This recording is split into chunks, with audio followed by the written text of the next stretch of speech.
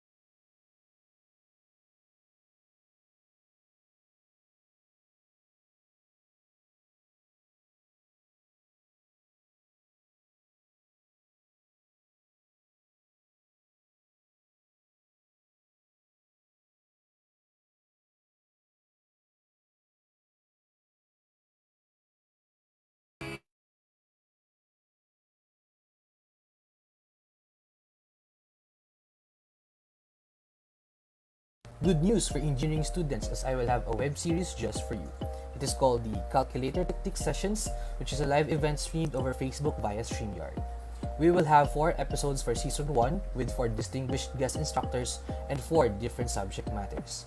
All episodes are done either on Saturday or Sunday in late June and early July. Episode 1 is on June 20, Sunday at 2 p.m. with Engineer Xavier Altamera from ACE Plus Review Center as our guest instructor. Topic will be plane in solid geometry using the Canon F789 SGA calculator.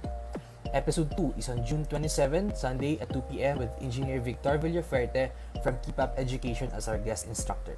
The subject matter is statistics and he will be using the Canon F789 SGA calculator. Episode 3 is on July 3, Saturday at 2 p.m.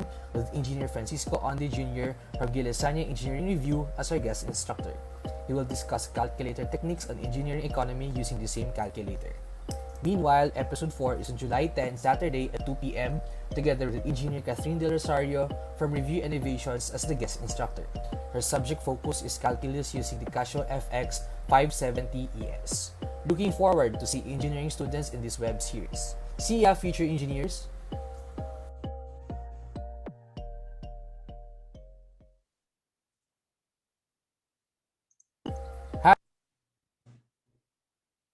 Ayan, and it's time! Hello everyone!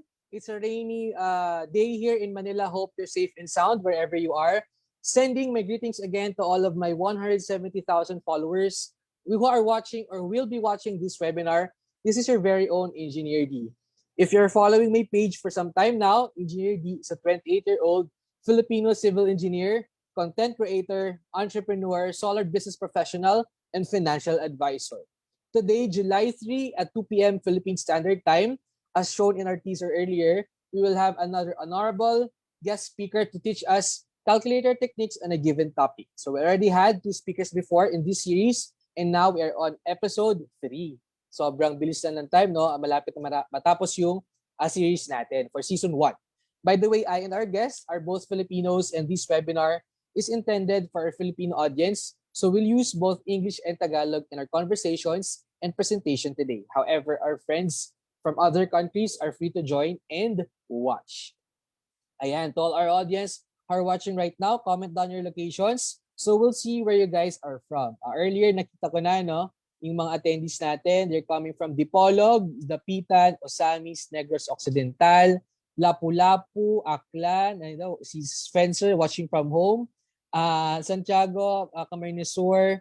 Ayan. So I hope also you enjoyed our music kanina, no? Since I'm also a fan of Friends. Also, don't forget to tag your friends who might be missing this webinar as long as meron silang access to the featured calculator today.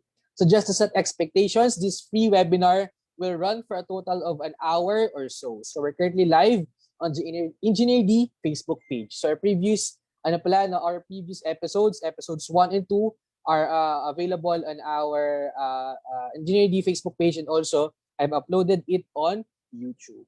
So ayan. So before I start to introduce our speaker, our guest instructor for today, I will now just share what this is about for those our first timers here in our calculator technique session. So we'll have 4 speakers. Actually, we're now on episode 3. So on episode 1, we had Engineer Xavier Altamera from ACE Plus Review Center who discussed problems on plane and solid geometry last June 20, Sunday 2 p.m. Also, we had Engineer VJ Villafuerte from Keep Up Education who discussed problems on statistics last Sunday, June 27 at 2 p.m. Today, we're in episode 3 with our guest instructor. I will introduce later. Engineering economy naman. Yung topics natin today, July 3, Saturday, 2 p.m. And next Saturday, we'll have another guest instructor, Engineer Catherine De Rosario from Review Innovations, who will be discussing problems on calculus. That's on July 10, Saturday, 2 p.m. for episode 4, the last episode of season 1. Ayan. So without further ado, I will now introduce our guest instructor for Season 1, Episode 3 with the topic Engineering Economy. He is a graduate of Bachelor of Science in Civil Engineering at Cebu Technological University main campus last April 2014. So he was the top 2 in the Civil Engineering Board exam in May 2014 with a rating of 94.9%. Grabe. right now is a lecturer at Gillesania Engineering Review and Training Center. So without further ado, I will now introduce to everyone Engineer Francisco Onde Jr. Take it away, Master.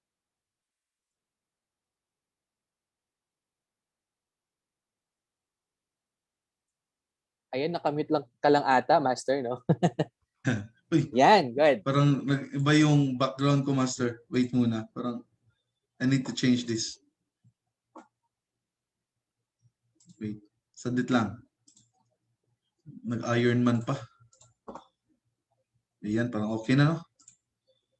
Okay, good afternoon, everyone. Especially to future civil engineers, to those who are planning to take the board exam. And also, yung mga student pa, no? Yung hindi pa nakagraduate. Okay, once again, I am Engineer Francisco R. Onde Jr. And taga Cebu lang po ako, no? So, hello pala sa mga nanonood dyan sa Facebook Live na taga Cebu. Okay, and again, I am an instructor sa Gillesania Engineering Review and Training Center. No? Full-time ako dito. I also have a YouTube channel which is Onde Engineering Solutions. So if hindi pa kayo nakapag-subscribe, subscribe na. Okay? Now, I am asked by Engineer Dee to be a guest lecturer for the engineering economy calculator techniques topic. Okay, so I'll be showing you my screen na para simulan na natin to, no? Didiscuss ako ng mga calculator techniques in solving engineering economy problems.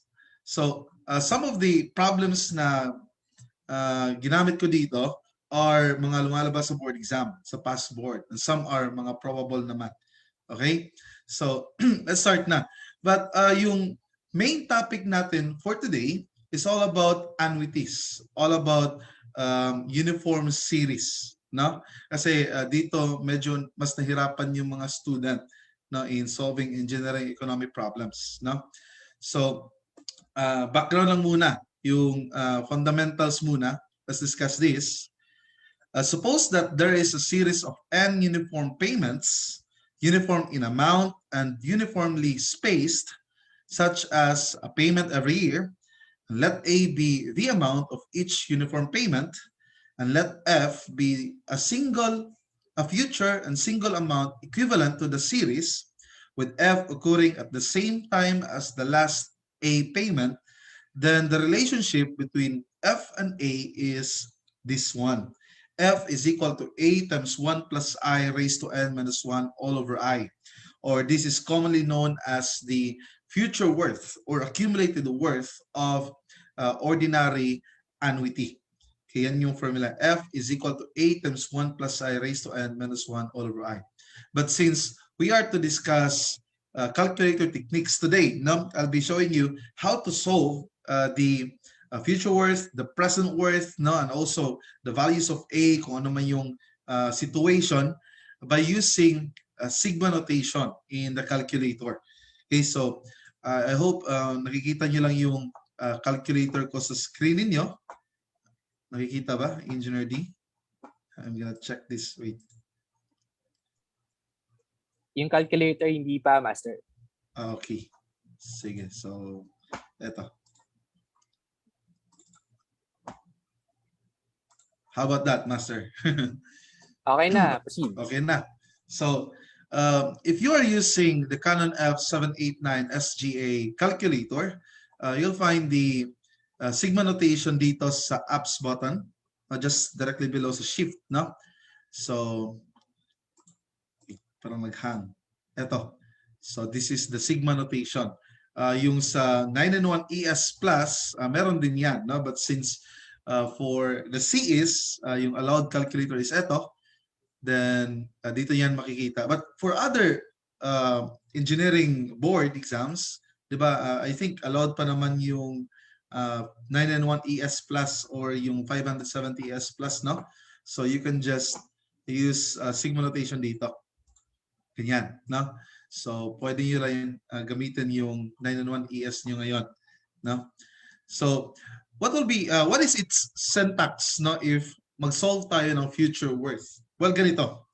ito yung syntax na gagamitin natin. There is sigma notation of a times 1 plus I raised to x minus 1, and that starts from x equal to 1 up to n. Now, where n is the number of payments or number of deposits or withdrawals, no depende, then yung f naman is the future worth. Ganun siya.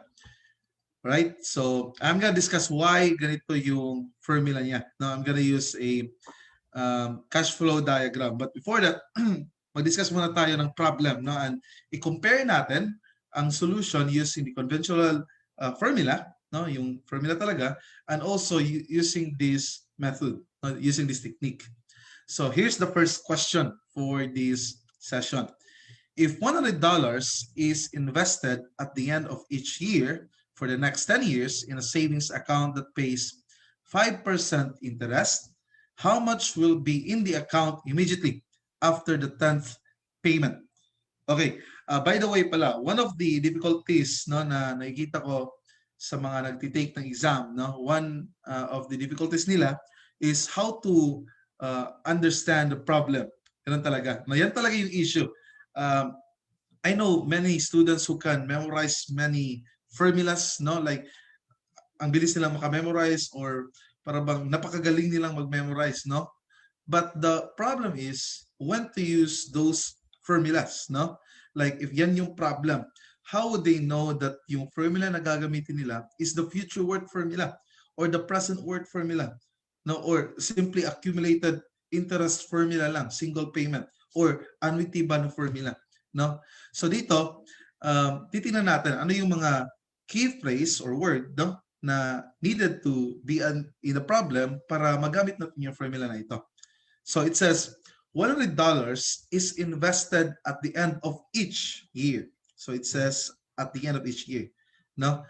So this should be a uniform series, right? Or in simple words, annuity for the next 10 years in a savings account that pays 5% interest. Also, by the way, meron din tayong nakikitang end of each year dito. That word end is important because it indicates that this is an ordinary annuity.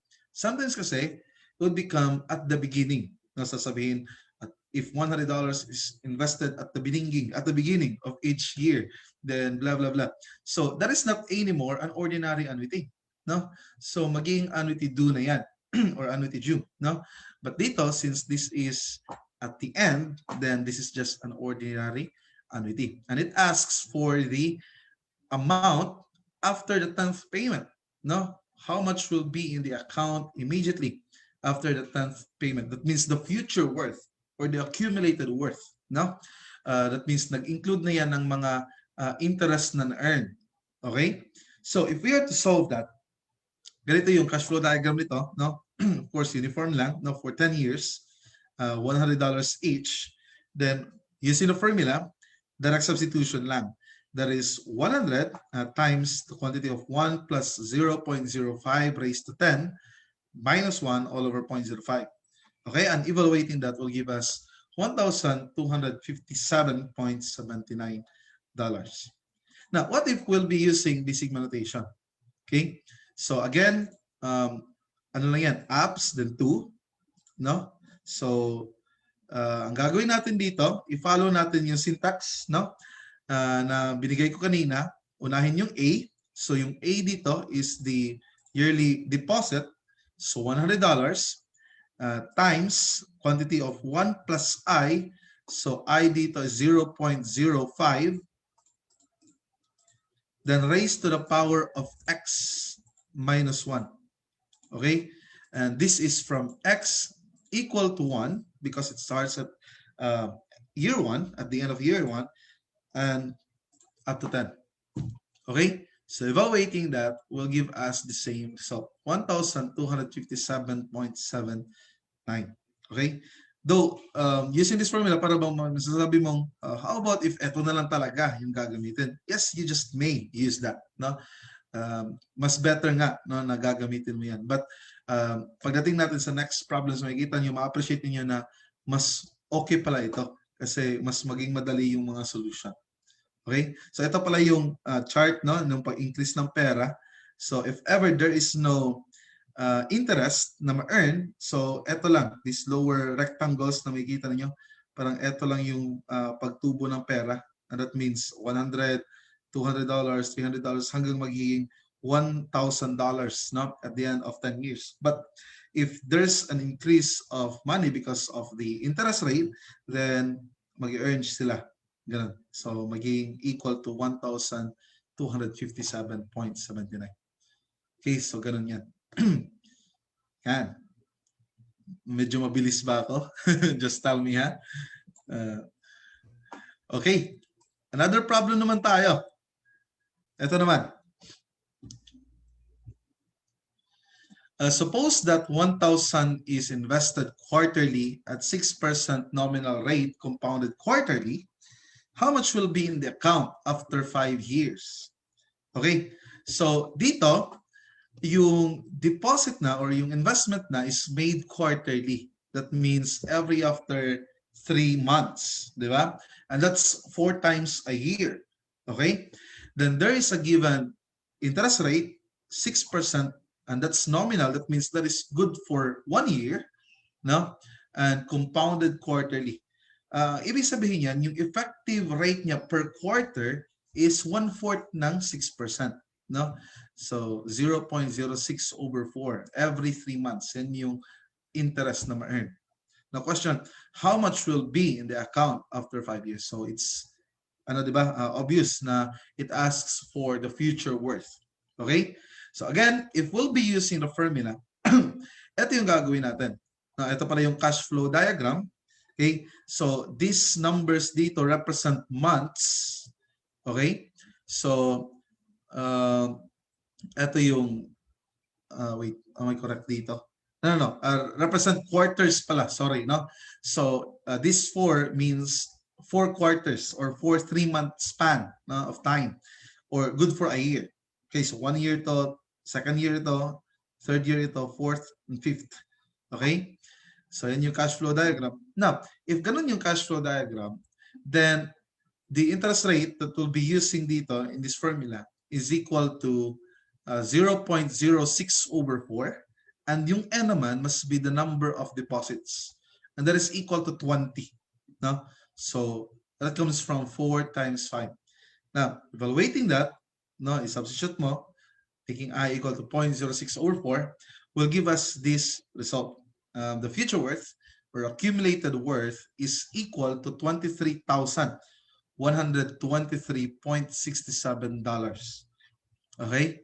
So, madali lang, no? Madali lang yung formula. But, para sa akin, mas madali talaga yung calculator technique, no? Kasi, i-follow mo lang yung syntax na ito. Ulitin natin, no? So, apps, then 2, then 1,000, ito yung A. Okay, I hope naka-follow kayo lahat dyan, no? Then times the quantity of 1 plus I. Again, take note, the interest rate must be per quarter kasi quarterly yung deposit. So that should be 0.06 over 4. Okay? Then raised to the power of X. Yan, minus 1. Now, bakit it's X minus 1? Why I'm not making it 4 times X minus 1? Okay? Why I'm not making X as number of years? No? Well, kasi the deposit is made every quarter, not every year. Okay? So just to be clear, since every quarter ito, then X must represent number of quarters, no? Or number of 3-month spans. So it starts at X equal to 1 up to X equal to ilan ba dapat? It must be 5 years of 4 times 5 or 20. No? So evaluating that will give us the same result. 23,123.67. Okay ba? Okay, so ito rin yung diagram niya, chart sa pag-increase ng pera, no? And this is the solution. Okay, so future worth yan. Future worth. Now, what if the unknown is the value of A? Wait. Later na lang muna pala yan. No, sorry for this. I forgot that I have to insert this other way of compounding. So in this case, this is compounded continuously. It says 5,000 pesos is deposited at the end of each year for 15 years into an account earning 7.5% compounded continuously. So the question, find the amount after 15 years. Okay? Now, if you do not know the formula yet, no, for that specific interest compounding, pwede, you're gonna use the same formula, future worth, no, F times 1 plus, F is equal to A times 1 plus I raised to N minus 1 all over A, all over I. But dito, yung interest na gagamitin is not that 7.5%, no, because this is nominal, compounded continuously. Dapat ma-convert pa yan into its corresponding effective rate. Now, that means that is the rate if there's only one compounding per year, but still will yield the same interest. Okay? So this is the formula for the effective rate for compounded continuously. I is equal to E raised to R minus 1. So substituting that, no, evaluating that will give us 0.0778842. Okay? Then we may now use that in the formula. F is equal to A, which is 5,000 pesos, times 1 plus 0.0788842 raised to 15 minus 1 all over 0.0778842. And will give us that 133,545. Now, yung formula nito, other formula nito is this one. F is equal to A times E raised to the power of Rn. I hope maklaro lang yan, no?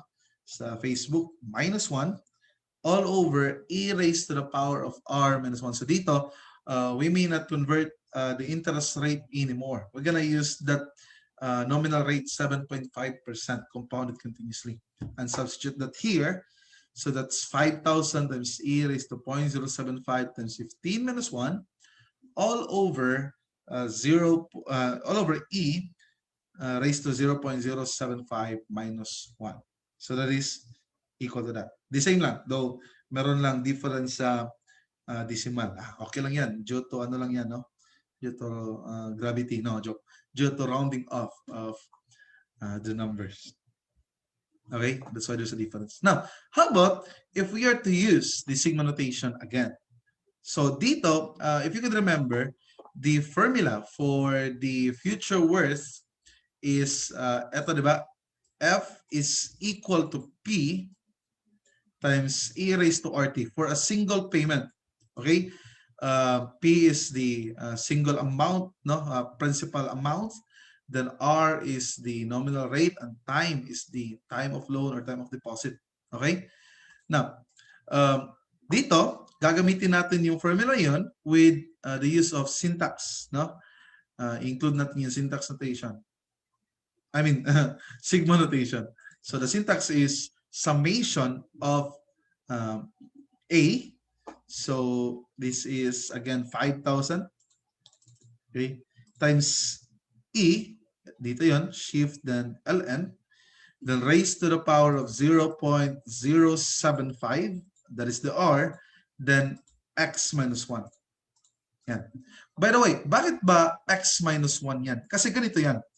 If we are to use the cash flow diagram, di ba? Sa cash flow diagram nito, tingin muna ako ng cash flow diagram. Ito. For example, ito. So, when sinabing it starts at x equal to 1, di ba? That means i-add natin sila, no? I-add natin ito. This with substituting x equal to 1, then plus this naman substituting x equal to 2, plus this again making x equal to 3, and so on up to 15. Okay, so yan yung ibig sabihin ng sigma notation. Okay, so in simple words nito, we're just using a single compounded interest formula but adding them using sigma notation. Now, this is x minus 1 because for x equal to 1, magiging 0 ito, no? Magiging 0. And that represents the amount at the last payment. Okay? The amount of the last payment. And if nakarating na tayo sa 15, x equal to 15, then magiging 15 minus 1 na ito. That is actually the time span, no, from this, no, the first payment to the last. Well, of course, for this case, we're gonna make that 20, no, for that cash flow diagram. Okay? Of course. No, pero dito sa ginamit ko, 15 ito for the other problem kasi the last payment is at the end of the 15th year. The first payment naman is at the end of the first year. No? So that 15 would represent for the end of the first payment, for the first payment. So ganun siya. I-delete ko muna, i-clear ko muna to.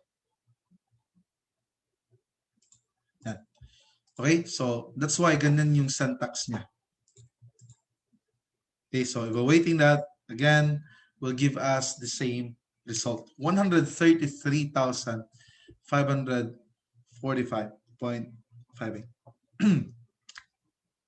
Okay. So ito yun.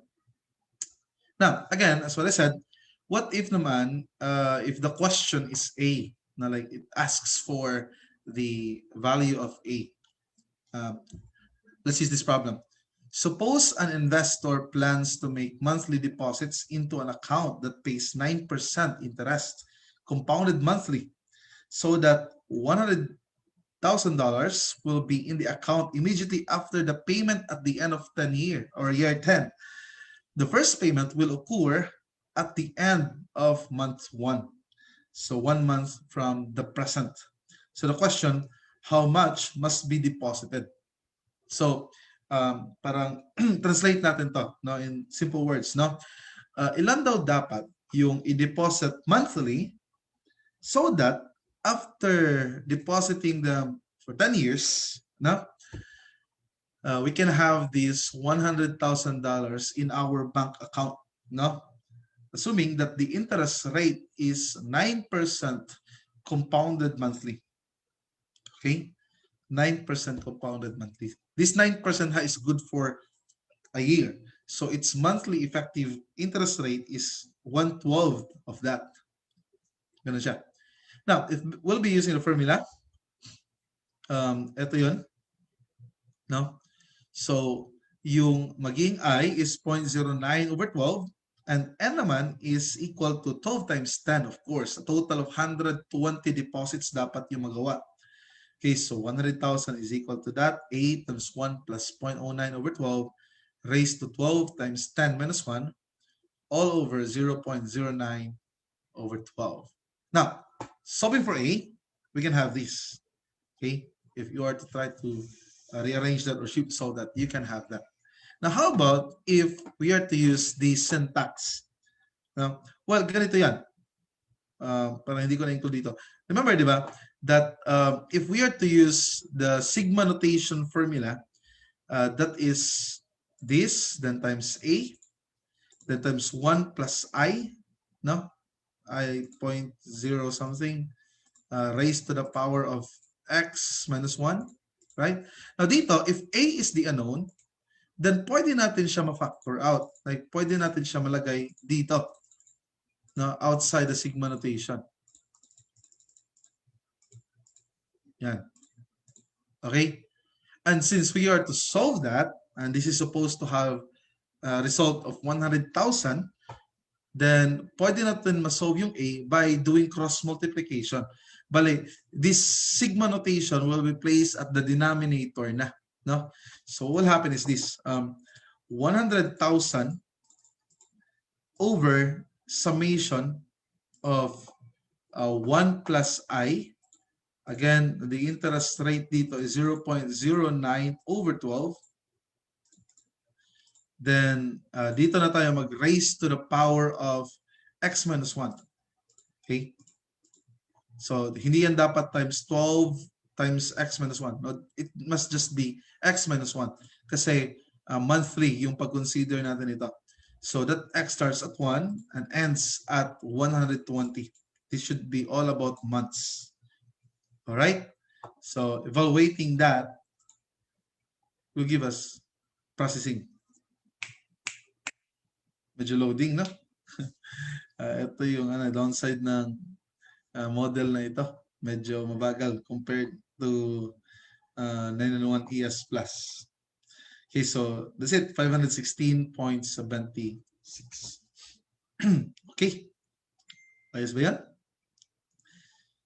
Well, another. Dito naman tayo sa uniform series. I mean, sa present worth. Na so, the same pa rin that there's a uniform payment na uniformly spaced for n years, and let P be a single amount equivalent to the series with P occurring one period before the first A payment. Note that although P is an abbreviation of present, the single amount P may actually occur in the future as long as it occurs exactly one period before the first A payment. Okay, so the relationship between P and A is P is equal to A times 1 plus I raised to N minus 1 all over I times 1 plus I raised to N. Ganyan. Now, how about its sigma notation? No, the syntax, if we want to solve for the present worth, is this. That is A times A over sigma notation of A over 1 plus I raised to X, and that is from X equal to 1 up to N. Actually, for me, this is the safest solution. Like, uunahin pag-solve yung present worth. No? Yan yung advice ko sa inyo. Better, if you are solving for the future worth, no, or any value, you may solve for the present worth first. Because with this, A over 1 plus I raised to X, and if X is being equal to 1, then that means it's really calculating the present worth of that A occurring at year 1. No? So, para exact talaga siya. Not the same kanina sa future worth, parang baliktad. No? When X is equal to 1, that is the amount for the last payment instead. And when X is equal to 2, that's the future worth of the second to the last. No? So, ganun siya. Mas better gagamitin to. Well, let's have an example. No? Eto. An engineer who is planning his retirement has decided that he will have to withdraw $10,000 from his savings account at the end of each year. How much money must the engineer have in the bank at the start of his retirement? If his money earns 6% per year, compounded annually, and he's planning a 12-year retirement, or that is a 12 annual withdrawals. So, ulitin natin yung problem. Intindihin natin before we'll proceed to showing the solution, no? Though we already know that this should be solved using present worth, pero why? That's the question. Why dapat isolve yun using present worth formula?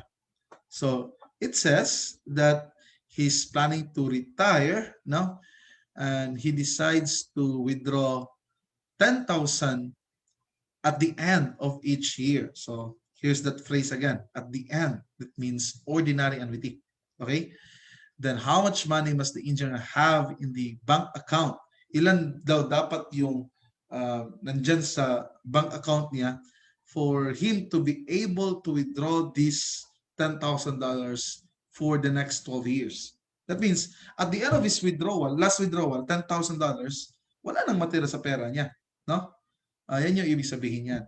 No? At the end of the 12th year. So, ilan yung dapat money in his bank account? Or in simple words, ilan yung present worth?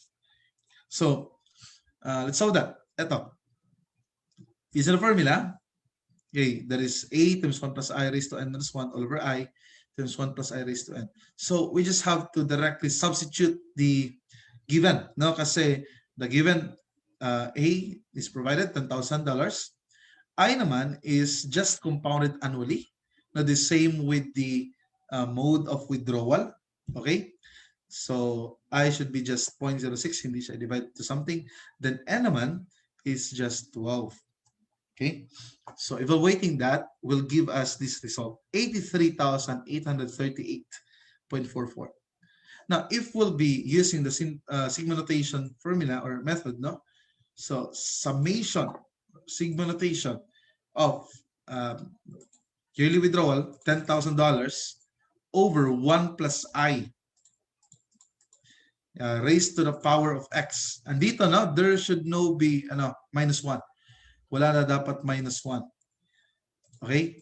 Sa future worth lang yun. No? So dito, this is from X equal to 1 up to 12. And this is 83,838. Okay, easy. Easy.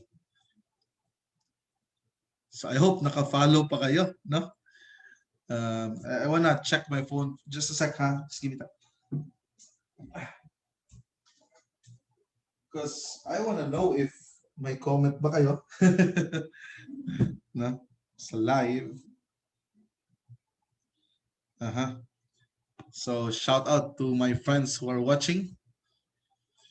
Shout out to everyone. Okay, so I'm gonna proceed. Another problem naman tayo. Ito naman. Suppose that a recent college graduate has $3,000 available as down payment on a new car. The graduate can afford a uniform car loan payment of no more than $500 per month for 48 months. Beginning 1 month from now, the interest is 6% compounded monthly. What is the cheapest cost of car that the graduate can purchase today? Okay, so he can only afford a car that he'll be able to pay lang $500, not at most $500 per month for 48 months. So ilan yung price ng car na makakaya niya? Okay, so present worth, right? I-calculate natin yung present worth ng installment na ito, $500 per month for 48 months. But we have to include this 3,000, no? That is included sa price ng car. Okay? So, using the formula, ito. The formula is P is equal to this for that installment, no? But include natin yung 3,000. Okay? Para makuha yung total price. So 500 times 1 plus I. Again, yung I dito must be monthly kasi monthly yung payment. No? So raised to the power of 48 minus 1 all over I, which is monthly, 0.06 over 12 times 1 plus 0.06 over 12 raised to 48. Then adding this 3,000 will give this amount, 24,290.16. So that's the cheapest car that he can afford. Okay? Now, if ever we're to use sigma notation, so dito naman tayo, this is 500, summation of 500 over 1 plus I, make I equal to 0.06 over 12, okay, and raised to x, okay, raised to x lang yan, not 12 times x, okay, kasi monthly yung with payment nito. So this starts at x equal to 1, now up to 48. That's the last payment, no, 48th month. So adding the 3,000, it will give us this result. 24,290.16.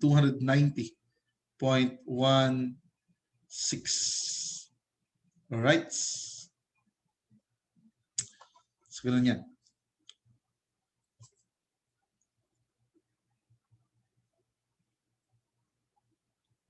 Okay. So yun yung present worth. Another problem naman. Medyo marami na tayong problem, no? So an engineer who is about to retire has accumulated $50,000 in a savings account that pays 6% per year compounded annually. Suppose that the engineer wishes to withdraw a fixed sum of money at the end of each year for 10 years.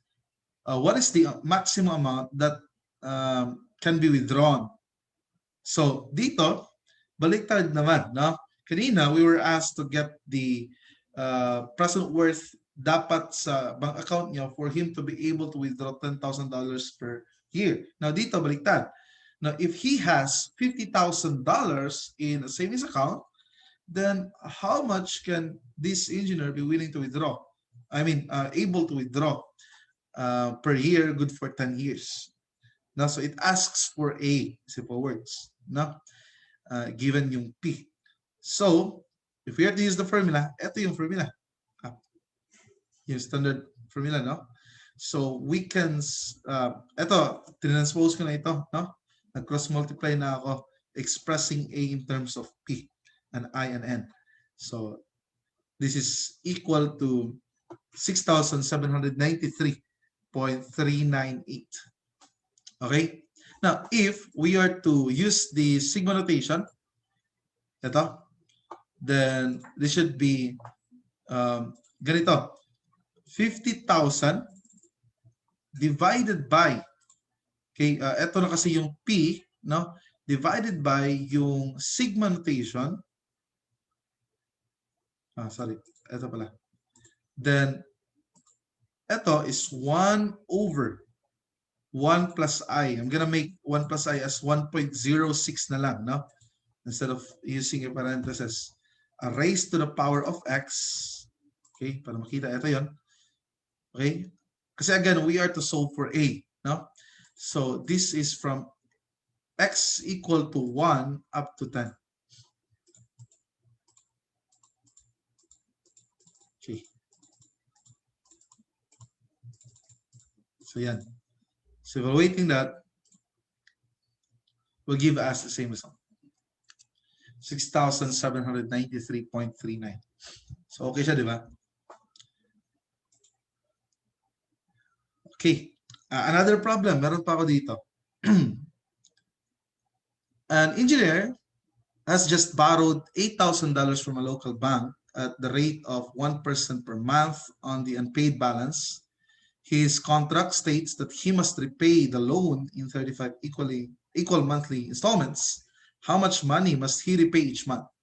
So, eto, A pa rin yung pinapahanap dito. In simple words, if he borrowed $8,000, if that is the present worth, what shouldn't be the value of A? No, if he is to pay that for 35 months, and there's a given rate 1% per month, so that is already effective every month. No, not anymore nominal. So, if we're to solve that, this is the formula, eto, but using syntax, using sigma notation, parang i-change lang natin to 8,000. Okay? Then eto, the interest is now 1%. So 1.01 raised to x. And this x is in terms of months. So from x equal to 1 up to 35. Okay? And evaluating that will give us the same result. Yan. Okay ba? Okay, Engineer Dee. May time pa ba ako?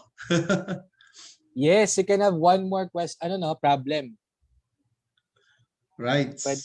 Pwede pa isa pong problem. Isang problem.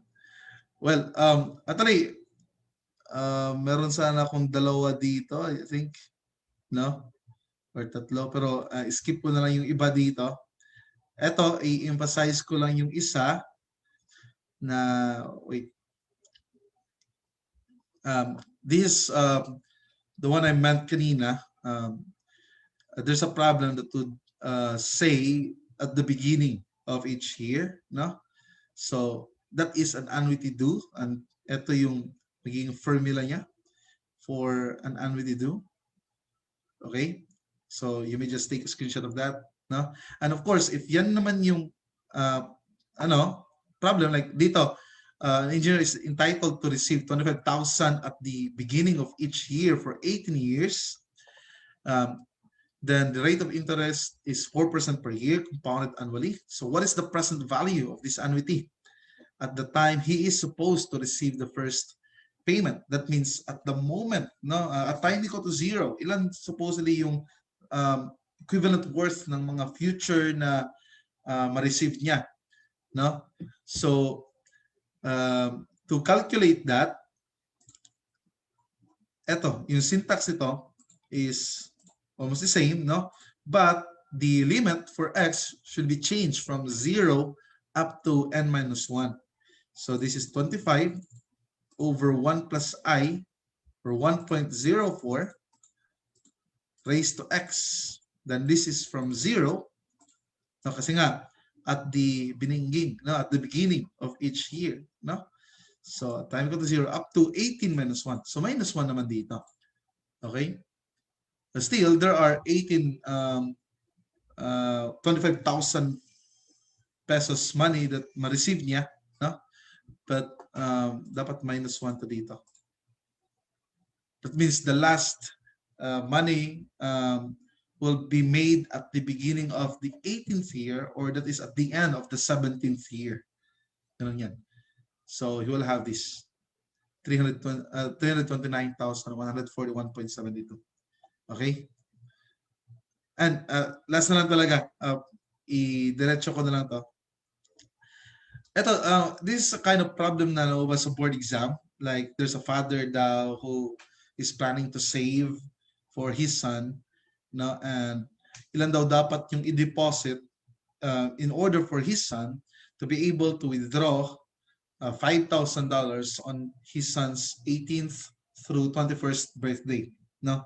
So, bali, if ito yung withdrawals, ilan dapat yung deposits dito? Well, sadit lang ha, idiretso ko lang papakita how to solve for the unknown. They ask dito, what equal deposits should be made by the father? Ilan dapat daw to in order for the son to be able to withdraw 5,000? So ganito, ang gagawin mo, i-calculate mo yung present worth nito. This is now a shifted uniform series, no, or deferred annuity. So gagamitan mo pa rin ng same notation, and with the same syntax, A, 5,000 over 1 plus I, the interest rate is 8%, then raised to x. Then, gawin mong limit ito from x equal to 18 up to 21. Okay? So, ito yung magiging equivalent worth nito at time equal to 0, 4,475.83. Now, that should also be the present worth of these, no? And if that is equal to A, let's say, no? If A yan, then ito yung dapat present worth niya. Store ko muna yan sa P, no? So, masolve natin yun by making the syntax B, which was the present worth nito, over summation of 1 plus I raised to x, and yung limit ito, of course, is from 6, no, x equal to 6 up to 17. Yeah. And that will give us this 872.66 dollars. Now, that should be the amount that the father has to deposit every year, starting on his son's 6th birthday, no, through 17th birthday, for his son to be able to withdraw $5,000 on 18th, 19th, and 20th, and 21st birthday. Okay? Ganun siya. Now, and ano pa lang ito? Uniform series pa lang ito. Padating ng mga gradient type series, like if there's an increase na of deposit or withdrawal per year, mas madali talaga gagamitin yung sigma notation, because all you have to do is to include that gradient, no, in the syntax notation, and times a variable, no, which is a function of the year, no, para makuha yung future worth or present worth, no. Actually, I've uploaded mga ganito na topics sa YouTube channel ko, so you might wanna check those videos, no. And lately, hindi na ako nakapag-upload pa ng mga videos because na-busy ako sa masteral ko actually, no? At mayroon akong pinokusan ngayon ng mga structural worksheet, no? And that's why wala na masyadong content yung YouTube channel ko.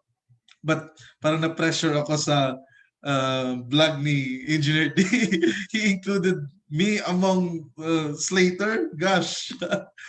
Like, Master, bakit? Felt so unworthy. But yun nga, I'm gonna upload more videos and hopefully magugustuhan ninyo. I think I'm gonna give the to Sir Engineer Dee. Ayan, Master, thank you so much regarding dun sa article, no? Marami actually doon kayo na mga content creators na nilagay ko, but I really appreciate your content din. And for those who are watching, magkakaroon ako ng part 2 of the article kasi I've also found other content creators like Master Onde here na maganda yung content na makakapultan niyo ng information, knowledge regarding engineering. Ayan, thank you for that very paano ko ba yan to ilalagay? Siguro very informative and also insightful na na discussions about engineering economy. Naalala ko dati yung yung mga lessons ko dati sa engineering economy, no, naalala ko siya, it's about parang parang accounting for engineers, I would say, since yung concepts of money nandun, and ayun, no. So siguro I would like to ask you now, Master Onde, ano ba yung sa tingin mo yung importance overall ng calculator techniques in terms of reviewing for the board exam? Paano ba siya i-apply? Well, actually, mas importante talaga if you really know the principle. Because without knowing the principle, then this would be just in vain. Para bang walang silbi, no, yung mga technique na nalalaman mo. If you do not know what you're solving, if you do not know what is being asked, ganun talaga. So, specifically in general economics, no, pwede intindihin niyo what is being asked, ano yung annuity, ano yung gradient series, ano yung mga depreciation, ano yung principle, and why is the formula ganyan, no, and what's the better way of solving that, what's the shortcut. Doon mo na lang i-apply yon after knowing those conventional solutions. Ano talaga, principle based talaga. And thank you for sharing, Engineer Francisco Onde Jr., no? I really appreciate what you said about calculator techniques. Parang it's a way of parang counter checking also. Is a tool on how to get the correct answer, but it still matters na alam natin yung principle kasi I've also experienced this firsthand na makita mo isang problem and then hindi mo alam actually with all the formulas you have, hindi mo alam kung ano yung gagamitin. So I really like what you said about focus muna on the principles. Like what you said, I think a few years back regarding your secret on how you top your board exam. Di ba? If I'm not mistaken. So without further ado, no, at this point, I will now share the certificate of appreciation to Engineer Francisco Onde, si Master Onde. Actually, no, just to for the knowledge of everyone here, matagal na kami magkakilala ni Master. I think 2018 or 2017 ata yun when 2017. 2017 nung I wrote for an article for Engineers Now, the writer pa ako doon. And ayun, super nagkilala rin kami over time since we're friends on Facebook. And ayun, at this point, I'll now share this certificate of recognition to Engineer Francisco Onde Jr. for serving as the guest lecturer on the first web series for engineering students of Engineer Dee called Calculator Technique Sessions on the subject Engineering Economy, held virtually on July 3, 2021 over the Engineer Dee Facebook page with more than 170,000 organic followers composed mostly of young engineers. Signed by yours truly. Ayan. Wow. Thank you. Thank you, Engineer Dee. Ayan. Thank you then, Master Onde, for gracing this event. So at this point now, I will now proceed with some announcements like I did in previous episodes. I'd just like to share that I now have my own website, engineerdee.com. Contents right now are focused on construction. It's already July. And I will focus on, I think it was data science, no, that I declared that will be my content in this month. So contributions and submissions are welcome. You are not limited to any, to any topics. You can contribute your own experiences, your inspiring stories, your project studies, or any ideas that you would like to share, I have there my email address, engineerdrayes@gmail.com. And as you know, I am a financial advisor now at Philam Life. If you're looking for life insurance policy, or if ano no, mga parents niyo, relatives, ayan, I could also give you a referral fee if ever no, you refer me a client. So if you're looking for coverage in accident, critical illness, hospitalization, educational fund, savings, investments, and retirement, you can contact me via my email or my Facebook page. So I am a licensed insurance agent from AA Philam Life, a rookie financial advisor, candidate leader right now for promotion. Coded lang ako nitong January, and also consistent monthly producer. So there's my email and Telegram account if ever you have inquiries. Ayan. So at this point, I will now close this episode 3 in a while, but I would like to share about the episode 4 this coming Saturday, July 10 at 2 p.m. with guest instructor Engineer Dee Rosario for the last episode, or episode 4 of our season 1 of Calculator Techniques sessions. Ayan. Next webinar pala natin is mamaya. This is business opportunity preview. As I mentioned, I am a financial advisor of Philam Life. So if you want to check out what I do as financial advisor, I will be having a webinar, free webinar via Zoom. And I will be with Engineer Leo Bartolome, he's ECE. So the details of this will be shared on the event. Meron akong Facebook event neto, just check it out. So I will be the host and Leo Bartolome will be the speaker. And at this point, I will now close this webinar by saying an investment in knowledge always pays the best interest. Again, an investment in knowledge always pays the best interest. Thank you for watching and see you in our next webinar.